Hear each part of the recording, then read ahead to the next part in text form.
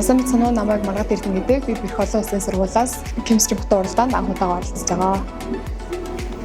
За, чанаа анализын туршлагыг төвшөлт хийсэн байна. Нэг туршилтыг яагаад сонгосон бэ?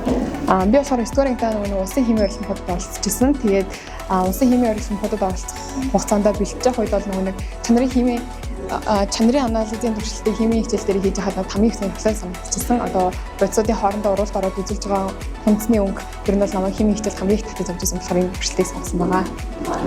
Энэ туршилтыг хийснээрээ химд илүү сонирхолтой болсон уу?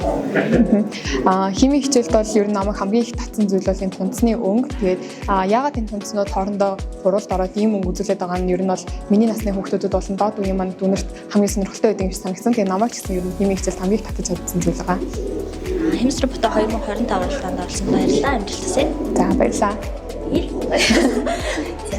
Яга.